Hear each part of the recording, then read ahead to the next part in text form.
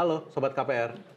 Kali ini kita masuk ke dalam episode yang spesial banget. Karena kali ini kita kedatangan tamu yang istimewa dari Bank CIMB Niaga. Nah, kali ini kita bakal ngulik banyak terkait dengan take over KPR yang bisa dilakukan oleh CIMB Niaga. Dan kita bakal kulik sampai sedetil-detilnya. Thank you Ibu Jessica sudah bisa meluangkan waktunya untuk bersedia hadir.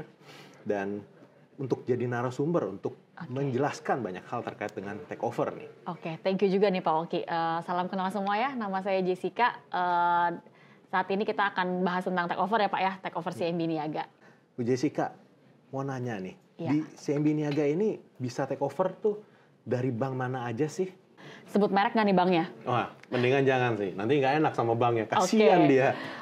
Di kita pokoknya bisa take over dari bank umum. Jadinya semua bank umum itu kita bisa pembiayaan take over gitu Pak. Jadi sangat variatif banget kan, pilihan bank kan banyak banget ya. Di kita itu mengakomodir untuk semuanya gitu. Nah ini penting nih buat Sobat KPR yang mungkin di awal salah milih gitu. Nggak ada pilihan lain gitu. Bank ini yang menyediakan tawaran gitu, udah kepepet gitu, udah dipaksa mesti lunasin sama penjual gitu. Nah, ini saatnya bisa memperbaiki ya. Betul, jangan sampai salah pilih 2 kali ya Pak. Oke, menarik. Nah, boleh diceritain nggak sih syarat-syarat take over dari CIMB Niaga ini seperti apa gitu? Sebenarnya untuk syarat itu sebenarnya standar Pak. Hampir mirip dengan pengajuan KPR biasa. Dokumennya 3, kita bagi 3 ya. Pertama itu dokumen terkait legalitas pribadi. Seperti KTP, KK, NPWP, akte nikah, ataupun akte lahir. Itu dokumen pertamanya. Yang kedua itu ada dokumen finansial, dokumen keuangannya nasabahnya. Kita bagi menjadi 3. Apakah dia kategorinya karyawan? Kalau karyawan itu berarti ada surat keterangan kerja, slip gaji, rekening gaji.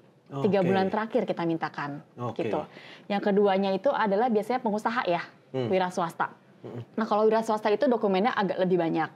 Karena kan kita harus menganalisa ya Pak ya secara keuangan usahanya. Pertama kita minta juga izin usaha. Apakah dia berbentuk PT ataukah dia perorangan. Yang kedua itu adalah laporan keuangannya ataupun biasanya laporan penjualan ya kalau misalnya tidak ada laporan keuangan. Dan yang ketiga itu adalah rekeningnya. Rekening kita mintakan juga untuk menganalisa omsetnya. Gitu. Sama yang ketiga dokumen terakhir nih, dokumen jaminan. Kita mintakan kopi sertifikat, kopi IMB dan kopi PBB. Gitu. Jadi kita akan analisa dari 3 faktor tersebut. Gitu Pak. Menarik nih. Tadi kan ada disebutin yang penting ada laporan penjualan. Berarti itu dibantuin ya nanti secara nih kira-kira gambaran laporan keuangannya seperti apa itu nanti di CIMB Niaga lah ya yang ngurusin gitu. Maksudnya untuk scoringnya gitu. Iya, biasanya kita mintakan. Biasanya kan nasabah itu suka punya ya catatan-catatan laporan penjualan dia di bulan ini berapa, bulan ini berapa. Nah, itu yang kita mintakan ke nasabahnya. Jadi nasabahnya udah akomodir itu, kita akan lihat nih, dari hitungan ini masuk atau enggak. Berarti yang jualan online pun bisa juga nih? Bisa. Bisa Pak. Jadi buat teman-teman yang jualan online atau YouTubers bisa nggak? Bisa YouTubers dong. Kan udah banyak Pak. Udah banyak juga? Udah banyak. YouTubers juga kita banyak. Menarik. Menarik. Jadinya nggak semua segmen yang cuma karyawan pengusaha profesional. YouTuber juga kita bisa akomodir. Gitu. Karena kan sekarang banyak. Betul. Udah jadi profesi baru itu ya? Betul, profesi baru ini digemari Pak. Gitu. Nah, kalau tadi kita udah bicarain soal syarat, nah ini kalau untuk prosesnya sendiri gimana ya?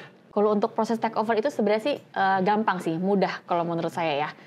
Yang pertama itu kita akan lihat dulu nih kebutuhan nasabahnya. Kita kan akan chit-chat nih, akan bisa kita telepon atau enggak kita ketemuan atur waktu dengan nasabahnya. Kita lihat nih, kebutuhannya apa sih? Apakah perlu top up atau tenornya seperti apa gitu kan. Kita juga akan mintakan dokumen-dokumennya Pak. Jadi begitu kita ketemu nasabah, kita sudah bisa analisa secara data nih. Kira-kira masih masuk atau enggak sih gitu kan. Nah itu yang pertama, kita akan melakukan tanda tangan form aplikasi.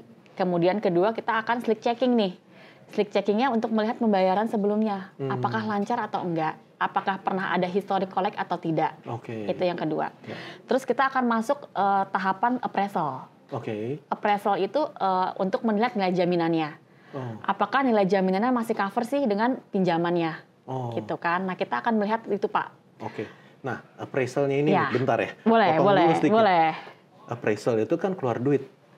Iya, biasanya seperti itu, Pak. Mahal nggak nih di CIMB Niaga? Sebenarnya CIMB Niaga itu biaya appraisalnya cukup murah, Pak. Sebenarnya 500.000. Cuman jangan khawatir, kalau misalnya mau free bisa. kita bisa menggunakan namanya online form. Gitu. Menarik. Jadi kan lebih nasabah itu lebih mau untuk proses take over di CIMB Niaga karena di depan itu tidak ada biaya apapun. Appraisalnya pun udah free. Gitu, Pak. Oke. Iya, setelah masuk appraisal, oke nih jaminannya masuk gitu ya.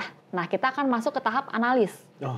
Gitu, analisa keuangan biasanya Pak, verifikasi di sana. Setelah udah aman semua, akan keluar SPK, surat persetujuan kredit. Gitu. Setelah itu baru kita jalan proses ke notaris untuk pengecekan sertifikat.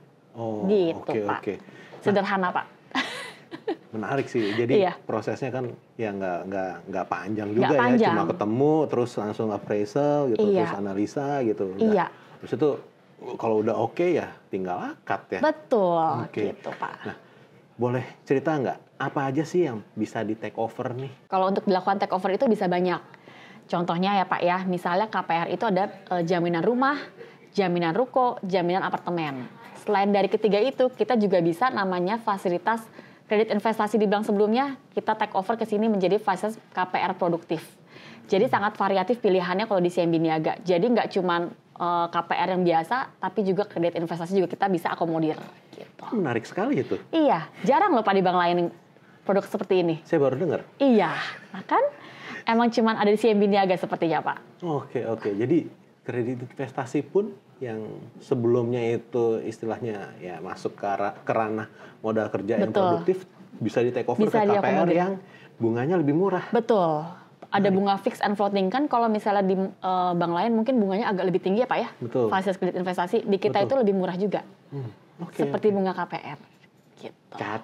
Catet gitu ya. Agak menarik sekali ini Pak. Betul. Nah, kalau tadi kan soal udah cerita juga nih sedikit soal pilihan bunga nih, menarik. Emang ada pilihan bunga berapa banyak? Banyak banget, Pak. Gitu? Di CIMB Niaga itu sangat variatif. Karena kan kita juga mau semua segmen ini bisa merasakan manfaat di KPR CIMB Niaga gitu ya. Mulai dari bunga fix floating, fix berjenjang, fix sepanjang tenor, atau floating rate pun juga ada. Gitu kan. Yang kita highlight di sini bunga 4,5 fix 3 tahun. Gitu ya. Ada juga fix berjenjang. Fix berjenjang itu jadinya aman nih dari awal sampai akhir itu tidak ada floating, Pak. Oh iya? Iya, jadi kan nasabah itu secure lah, aman ya. Nggak takut worry nih nanti akan seperti apa bunganya, angsurannya jadi berapa. Kita sudah tahu nih, sudah takar bunganya berapa, angsurannya berapa. Contohnya ya Pak ya, bunganya saat ini yang berlaku sampai dengan Juni ini ya Pak, itu di 4,7 tahun pertama sampai dengan tahun ketiga. Terus 8% di tahun keempat sampai tahun keenam. Tahun ke-7 sampai tahun ke-9-nya di 9,9%. Selanjutnya itu 11,9%. Jadi nggak ada tuh bunga 12,5%, 13%, nggak ada. Di fix berjenjang. Jadi udah nggak perlu takut lagi, nanti floatingnya terbang kemana-mana, nggak usah takut ya? Nggak usah takut Pak. Selain itu kita juga ada fix sepanjang tenor. Misalnya nasabahnya maunya dari awal sampai akhir tetap aja angsurannya. Saya nggak mau pusing gitu ya. Nah itu juga ada. Kita 8,28% fix selama bisa sampai 15 tahun. Menarik. Kalau mau di atas itu bisa 8,88. Di atas itu berarti sampai 20 tahun? Bisa. Sangat oke Pak. Jadi masih di bawah 10% juga kan. Iya, itu menarik sekali. Betul. Bisa take over dari yang tadi itu, kredit produktif investasi, terus aman bisa dicicilnya 20 tahun. Kayaknya ini banyak pengusaha yang mesti catat nih ya. Ini penting banget gitu loh, karena itu dari tadinya yang kredit investasi, let's say kita bilang itu saat ini bunganya mungkin bisa di atas 10-an gitu, ini bisa aman sampai 20 tahun, ya menurut saya sih amazing ya. Iya, di kita sangat bagus Pak untuk produk seperti itu. Nah, ini saya pernah dengar nih ada fitur kan yang namanya ekstra manfaat. Betul. Nah, ini sebenarnya kalau customer yang take over dari CIMB ke CIMB Niaga, ini bisa nggak sih manfaatin fitur ekstra manfaat itu? Bisa, sangat bisa Pak. Emang itu adalah produk unggulan CIMB Niaga ekstra manfaat. Gitu. Boleh diceritain nggak? Boleh. Jadi ekstra manfaat itu adalah program unggulan CIMB Niaga di mana produknya itu bundling Pak. Antara tabungan dengan KPR gitu kan. Jadi kan nasabah kadang-kadang suka taruh dananya mungkin savingnya itu bunganya kecil. Ya kan. Nah, kita bisa pindahin ke rekening CIMB Niaga. Karena itu sangat dihargai oleh CIMB Niaga. Jadi berapapun penempatannya Pak, 80% saldonya itu akan diperhitungkan untuk mengurangi bunga KPR-nya. Oke. Jadi porsi bunganya itu nanti akan lebih kecil, porsi pokoknya itu akan menjadi lebih besar. Oke. Gitu. Jadi kalau simpelnya itu kayak tabungan tapi dihargai bunganya itu hampir setara dengan bunga KPR ya. Betul sekali. Gitu. Kalau misalnya bunganya mau Rp0 juga bisa. Oh ya? Iya, dengan saving 125% dari outstanding-nya, Pak. Wah, tapi 125%, buset Iya. deh. Itu mungkin kalau orang kelebihan duit kali ya. Tapi sebenarnya bisa keroyokan nggak? Bisa. Oh ya? Satu lagi Pak, poin plusnya. Berapa masyarakat yang bisa masyarakat ya? Masyarakatnya bisa 9. Oh, gitu, 9 rekening bisa dibandingkan. Itu bisa ada hubungan keluarga, bisa juga tidak hubungan keluarga, Pak. Oh ya? Bisa, selama yang bersangkutan itu menyetujui rekeningnya itu dikaitkan, dilingkan, gitu. Oke, menarik nih. Pasti nih Sobat KPR pasti ada yang mulai cari-cari ide nih. Wah, gimana ya? Tinggal nyari yang punya rekening CIMB Niaga dan setuju. Boleh kakaknya, adiknya, sepupu, orang tua biasanya yang kita linkkan. Gitu. Mereka nggak ada ruginya, kita dibantuin nyicil. Betul. Secara tidak langsung ya. Porsinya bisa ada 2 angsuran juga, Pak. 2 pilihannya itu adalah angsurannya diperpendek, atau enggak angsurannya diperkecil. Gitu. Nah, itu benefit yang bisa kita tawarkan nih di CIMB Niaga. Jadi mungkin di bank kompetitor itu agak jarang ya dengan kondisi dikasih opsi 2 ini. Biasanya hanya ada opsi untuk memperpendek tenor. Gitu. Nah, kita ada opsi juga memperkecil angsuran. Jadi kan lebih ringan ya, Pak ya, angsuran tiap bulannya. Gitu. Oke. Ini moment of truth ya. Saya mau belak-belakan juga nih. Karena dari tadi kan banyak sekali tuh benefitnya tuh. Ngajuin ke CIMB Niaga tuh untuk take over tuh kayaknya wah enak banget gitu. Tapi saya perlu tahu nih, belak-belakan aja nih. Sebenarnya ngajuin take over ke CIMB Niaga itu sulit nggak sih? Tenang aja Pak, sangat mudah untuk pengajuan take over di CIMB Niaga. Iya. Selain program-program tadi kita udah sebutkan gitu kan, ada juga kita program namanya instant approval. Instant approval, jadi ada kemudahan dokumen Pak. Tadi kan kita sebutkan ada dokumen pribadi, dokumen finansial, dokumen jaminan. Kemudahannya di bagian nomor 2, di bagian dokumen finansial. Kalau sebelumnya kan kita perlukan surat keterangan kerja, slip gaji, rekening gitu ya Pak ya. Kalau untuk di instant approval ini, kita hanya membutuhkan untuk karyawan itu hanya untuk surat keterangan kerja. Untuk pengusaha kita hanya membutuhkan izin usahanya. Kalau untuk profesional kita hanya memerlukan surat izin usahanya. Gitu. Jadi kan sangat-sangat lebih simpel ya. Kita tidak memperhitungkan kemampuan bayar nasabah. Kita hanya melihat yang penting angsuran di CIMB Niaga itu maksimal sama dibandingkan bank sebelumnya. Gitu.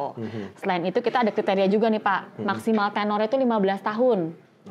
Gitu. Paling itu aja.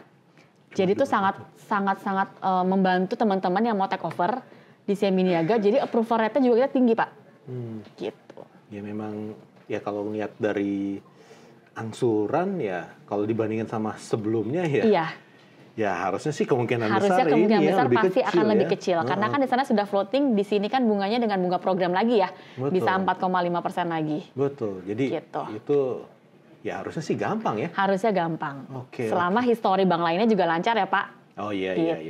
Ingat ya berarti ngajuin ke CIMB Niaga ya sepanjang lancar dan memenuhi kriteria yang tadi, harusnya sih teman-teman boleh pede-pede aja nih untuk bisa dapat approval ya. Betul. Jadi kalau misalnya teman-teman nih ada yang mau ngajuin KPR di CIMB Niaga, bisa menggunakan online form Pak yang tadi saya sebutkan, atau juga bisa datang ke cabang-cabang. Kalau cabang-cabang di tempat saya itu ada 9 Pak. Gitu, agak cukup banyak. Ada yang di Jakarta, ada juga yang di Bogor. Jakarta itu saya sebutkan ya Pak. Boleh. Hayam Muruk, Gajah Mada, Kelapa Gading, Sawah Besar, Cempaka Putih, sampai dengan Kalimalang. Kalau untuk Bogornya itu kita ada cabang Bogor dan juga cabang Cibubur. Gitu. Pasti dibantu lah ya kalau situ. Pasti dibantu. Pasti kita akan layani sampai dengan akad Pak. Gitu. Sip. Menarik sekali nih. Jadi mungkin kalau saya rangkumkan nih, CIMB Niaga tuh udah banyak benefitnya, ternyata di akhirnya juga ngomong soal pengajuan take over-nya itu, ternyata itu juga mudah karena ada instant approval-nya. Nih, jangan sampai nih teman-teman yang lagi jalanin floating, lagi dalam tanda petik ya, disiksa sama bank saat ini, ya mendingan teman-teman pikirin deh, langsung nggak usah pikir lama-lama, langsung aja Iya. Ngajuin ke CIMB Niaga ya. Betul, gitu Pak. Oke, sampai di sini dulu episode kali ini. Dan buat Sobat KPR yang kepengen tahu soal tips gimana sih caranya supaya KPR itu bisa cepat lunas, jangan lupa simak penjelasan saya dengan Ibu Jessica di channel YouTube-nya CIMB Niaga. Sampai di sini dulu ya. Bye semuanya. Bye-bye.